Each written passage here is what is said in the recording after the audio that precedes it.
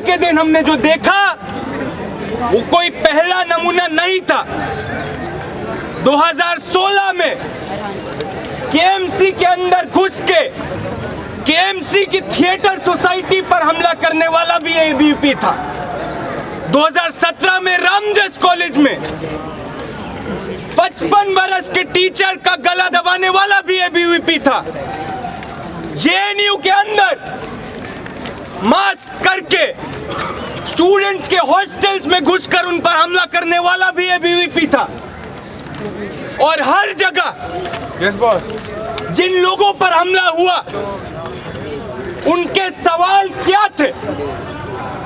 कल हमारे साथी जाते हैं ये बात कहने कि जो लोग आदिवासियों का सवाल उठा रहे हैं उनको तुमने जेल में बंद कर रखा है।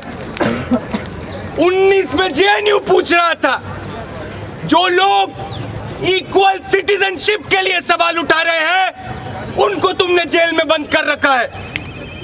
लगातार जो भी व्यक्ति इस देश में यह फैसला करता है कि वो इस देश में दबे कुचलों के लिए लड़ना चाहता है, चाहे वो डॉक्टर आनंद तेलतुंबड़े हो। अगर आप दलितों के लिए आवाज उठाते हैं तो आप आनंद तेलतुंबड़े हो जाएंगे। मुसलमानों के लिए उठाते हैं तो शर्जील इमाम हो जाएंगे। आदिवासियों के लिए उठाते हैं तो जीएन साईं बाबा। महिलाओं और इस रेप कल्चर के खिलाफ आप रिपोर्टिंग भी करना चाहते हैं तो आप सिद्दीकी कप्पन हो जाएंगे। जगह जगह पर जिस तरीके से पूरे देश में संविधान को रौंदा जा रहा है, इस यूएपीए, इस एनआईए, पीएसए जैसे एक्ट्स के तहत, दूसरी तरफ हमारे कैंपसेस में एबीवीपी का वायलेंस उसी देश की बड़ी पिक्चर का एक माइक्रोकॉज्म है। यहां पर एबीवीपी का सबसे बड़ा हथियार कोई एबीवीपी की गुंडागर्दी नहीं है। एबीवीपी का सबसे बड़ा हथियार है उसकी इंप्यूनिटी। ये वही इंप्यूनिटी, वही गुंडागर्दी है जो हिटलर के राज में स्टॉर्म ट्रूपर्स को मिली थी और जिसके चलते तमाम यहूदियों को, तमाम कम्युनिस्टों को, तमाम डेमोक्रेटिक वॉइसेस को खुलेआम कत्ल करने का आदेश सरकार की तरफ से मिलता है और किसी तरह की कार्यवाही इन गुंडों पर नहीं होती है। आज हम देखते हैं कि गुजरात के एंटी मुस्लिम पोग्राम में भीषण रेप करने वाले 11 लोगों को आजाद कर दिया जाता है, माला पहनाई जाती है। पहलू खान की हत्या करने वाले व्यक्ति को बीजेपी के नेता के माला पहनाते हैं। जगह जगह पर मॉब लिंचर्स को सेलिब्रेट किया जाता है। यति नरसिंहानंद जैसे लोग, कपिल मिश्रा जैसे लोग, अनुराग ठाकुर, प्रवेश वर्मा, जिन्होंने समाज में जहर घोलने का काम किया है, आज वो जेल में नहीं है। वो लोग हैं मिनिस्ट्रीज में, वो लोग हैं पार्लियामेंट में। और जेल में कौन है?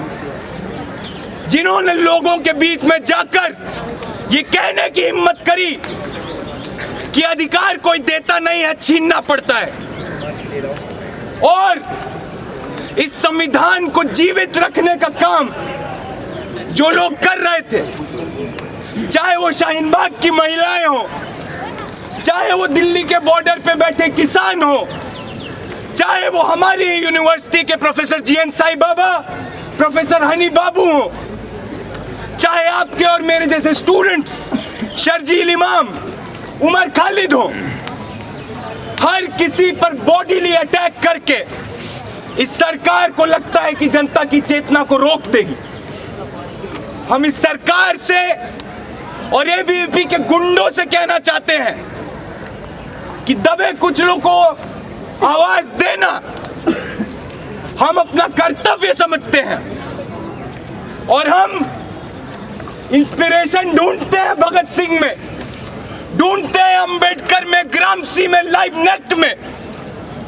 और वो लोग अगर तुम्हारी जेलों से, तुम्हारी लाठियों, तुम्हारी बंदूकों से नहीं डरे तो ये कभी अपने जहन में मत लाना कि हम डर जाएंगे।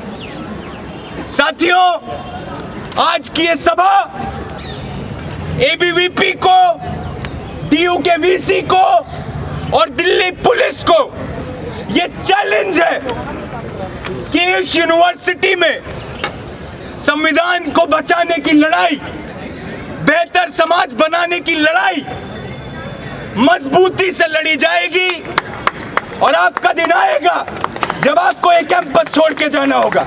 2014 में इन लोग को, साईं बाबा को अरेस्ट किया गया और बिना सैंक्शन के इनके खिलाफ चार्जशीट फाइल की गई, चार्ज फ्रेम किया गया, ट्रायल स्टार्ट कर दिया गया। 2017 में इनको कन्विक्ट किया गया ये बोलते हुए कि डायरेक्ट इन्वॉल्वमेंट नहीं है लेकिन इनका ब्रेन बहुत डेंजरस है।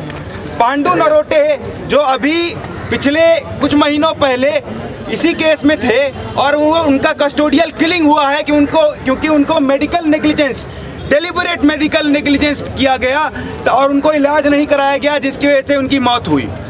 उनको सज़ा देते समय सेशन कोर्ट के जज बोलता है कि मैं इसको और स्ट्रिक्ट सज़ा देना चाहता हूं क्योंकि ये लोग विकास विरोधी हैं। विकास विरोधी हैं क्यों? क्योंकि वो अपनी ज़मीन को बड़े बड़े कॉरपोरेटों को से छीनने नहीं देना चाहते हैं। वो चाहते हैं कि वो अपनी ज़मीन पे रहें, अपना जीवन यापन करें, अपनी ज़िंदगी को गुजारें। लेकिन सरकारें बड़ा बड़ा विकास का मॉडल जिसमें सरकार आदिवासियों की, गरीब जनता की ज़मीनें छीन के बड़े बड़े कॉरपोरेटों को देती है। मल्टी बिलियन डॉलर्स का कोल, मैग्नीशियम, बॉक्साइट क्या क्या निकाल के लेके जाया जाता है। अभी भी बहुत सारे आंदोलन चल रहे हैं कोरापुट में और बॉक्साइट माइनिंग के खिलाफ और आयरन ओर माइनिंग के खिलाफ राव घाट में। तो इन्हीं सब मुद्दों पे साईं बाबा और हेम मिश्रा और इन तरह के लोग काम करते थे और हमारे तमाम दिल्ली यूनिवर्सिटी के प्रोफेसर भी उसमें काम करते आए हैं और इस सवाल को उठाने के लिए उनको जेल में डाला गया। अभी जब बॉम्बे हाई कोर्ट का जो ऑर्डर आया, स्पेशल लॉ है यूएपीए, यूएपीए में स्पेसिफिकली लिखा हुआ है सेक्शन 45 क्लॉज 1 में कि अगर मैंडेटरी लीगल सैंक्शन नहीं है सैंक्शनिंग अथॉरिटी से, मतलब मैंडेटरी है ये, और सुप्रीम कोर्ट का ही एक जजमेंट है, उस जजमेंट में सुप्रीम कोर्ट बोलता है कि अगर लीगल सैंक्शन नहीं है तो पूरा का पूरा ट्रायल ही नल एंड वॉइड होगा। इसी बेसिस पे बॉम्बे हाई कोर्ट ने उनको एक्विटल दिया। लेकिन ये पूरा लीगल आर्गुमेंट्स को, जो हमारा मतलब एपेक्स कोर्ट है, जो हमारा सबसे बड़ा न्यायालय है, वो पूरे के पूरे कानून की धज्जियां उड़ाते हुए, उसने बिल्कुल लीगैलिटी पे ध्यान ना देते हुए पूरा सरकार के वर्ड टू वर्ड में बात मिलाया है और बोला है कि ये लोग नेशनल सिक्योरिटी को थ्रेट हैं, ये लोग अर्बन नक्सल हैं और ये मामला नेशनल सिक्योरिटी का है, इसलिए इसमें डायरेक्ट इन्वॉल्वमेंट का ज़रूरी नहीं है।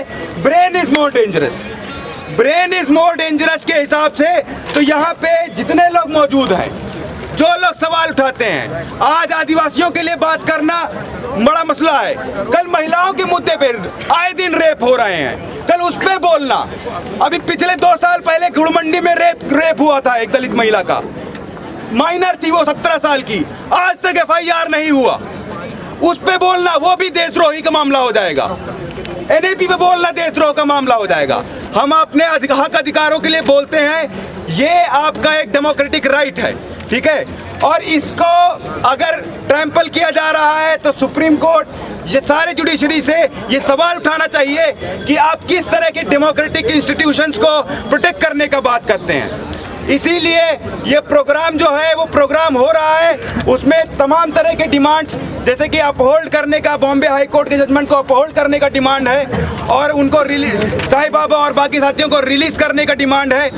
उसको लेके प्रोग्राम होगा 5 तारीख को 2 बजे, वहाँ पे ज़रूर शामिल हो HKS सुरजीत भवन में। साथियों, एक और बात कहनी है, कल जब हॉस्पिटल में हम लोग थे तो FIR करने के लिए पहले तो हम लोग को घेरा गया, पुलिस के सामने धमकियाँ दी गई, उसके बाद मॉरिस नगर थाने के SHO आते हैं, वहाँ पे हम सबका स्टेटमेंट लेते हैं। साथ ही बादल के सर में 2 स्टिचेस लगे हैं, मेरे कान पे कट्स आए हैं, हेड इंजरी, अगर ब्लीडिंग होती है, अगर कट होता है, लीगलिटी में बात करते हैं ये लोग बोलते हैं ये लीगल है, ये इलीगल है। हमारे ऊपर सारी चीज़ें इलीगल और लीगल आती हैं, लेकिन उस मुकदमे में आज मुझे FIR की कॉपी मिली है, इस FIR में इन लोगों ने 307 का मुकदमा नहीं लगाया है ABVP के गुंडों के ऊपर। बल्कि इसमें क्लियर 307 का मुकदमा बनना चाहिए और तुरंत अरेस्ट होना चाहिए इन लोग का। ये क्लियर साफ साफ जाहिर है कि पुलिस प्रशासन एबीवीपी के गुंडों को शील्ड कर रही है और इसका विरोध होना चाहिए और इस पे कड़ी आवाज उठनी चाहिए। इसी के साथ मैं अपनी बात खत्म करूंगा। इंकलाब जिंदाबाद। कर सकते हैं, लेकिन आज यह सरकारें, आज यह पुलिस प्रशासन, आज यह दिल्ली विश्वविद्यालय का वीसी प्रोक्टर और तमाम सारे लोग ये हमें सोचने से रोकना चाहते हैं। जो हम करना चाहते हैं वो सिर्फ जीएन साईं बाबा की लड़ाई नहीं है। आप एनईपी के खिलाफ लड़िए, आप फीस वृद्धि के खिलाफ लड़िए, आप तमाम सारे ऐसे मुद्दों के खिलाफ लड़िए जो कि बीजेपी आरएसएस लगातार अटैक कर रही है। इन तमाम सारी चीजों के खिलाफ जब आप लड़ते हैं तो यह पुलिस और संघ का एक साथ हम लोगों पे अटैक होता है।